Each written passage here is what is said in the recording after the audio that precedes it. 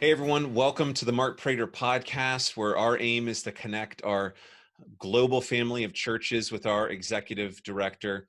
Mark, we're going into 5 or 6 weeks of church services being suspended for almost everyone. Mhm. And we've talked before here on the podcast about that longing to gather once again, and what a wonderful Sunday that will be.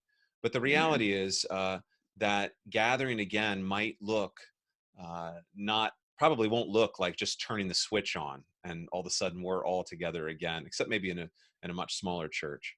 So, how are you thinking about the kinds of questions we should be asking and thinking about when it comes to gathering together once again on a Sunday?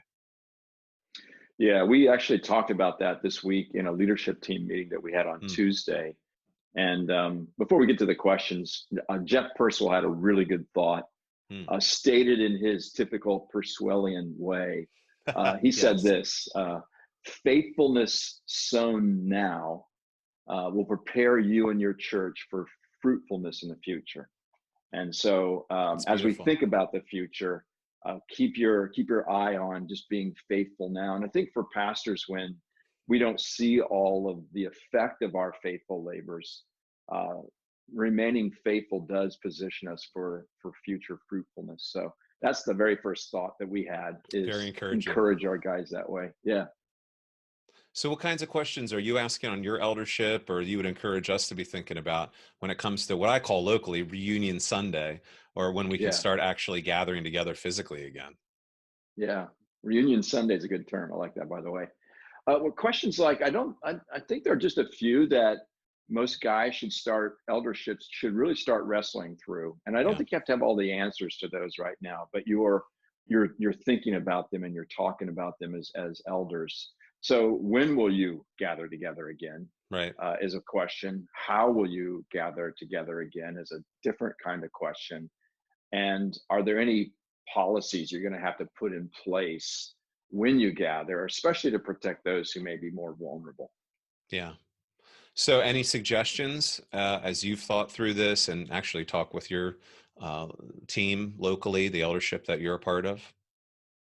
Yeah, we've started kicking around just a little bit. When we gather again, obviously is going to be regulated by federal, state, and local government Right. regulations and social distancing policies that may remain in place.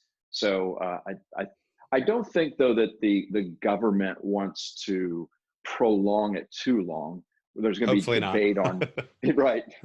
Hopefully not. There's going to be debate when it's safe, and different people are going to have different perspectives. But Right. um, I think the economy kind of drives things in this, and reopening has that economic impact that I think will help churches reopen maybe sooner. So that's the first thought. When I think the how question is multifaceted. Yeah. So, for example, a government might say we're going to open up in phases, meaning that only groups of 100 can gather, Right. and then several weeks later it's 250, and then it's 500.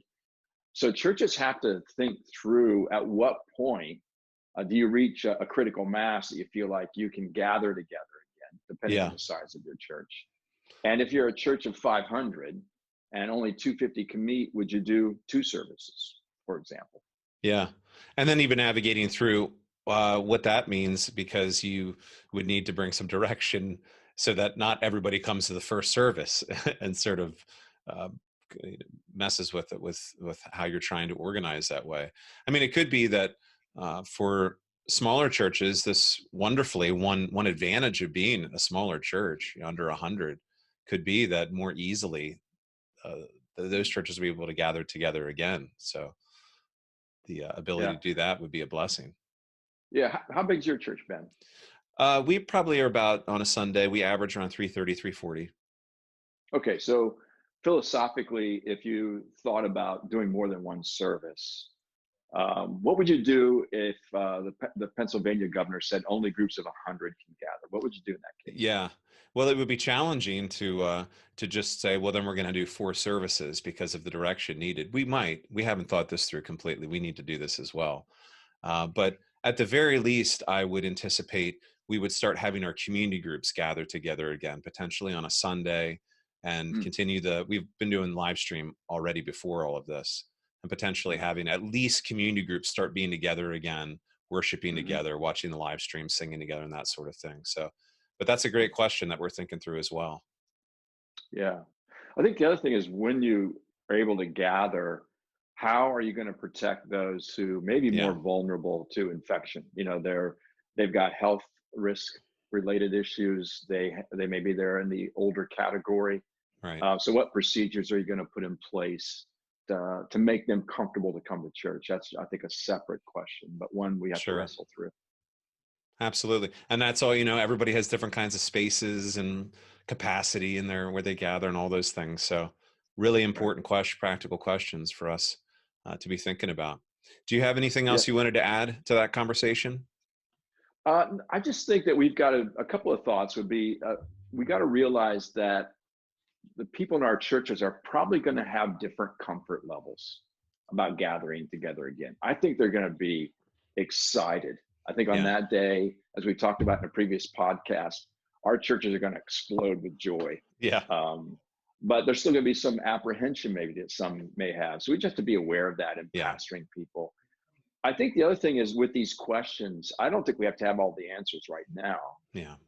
What you want to communicate to your church, what I would recommend is that you're thinking about these questions, Right. you're praying Exactly. about them, and ask them to pray for you. I think that will serve them the most. Yeah. Simple but true, and practical and helpful. I think, I mean, certainly where we are locally, in light of the different people's comfort level, we're thinking in terms of we want to be completely releasing and full of grace for where people are at as we begin to gather again. If they don't feel safe, we want to make sure they feel our love and affirmation, Mm, and not any sense of condemnation because of their uh, anxiety about gathering. So, mm. good input, good questions. Thank you, Mark.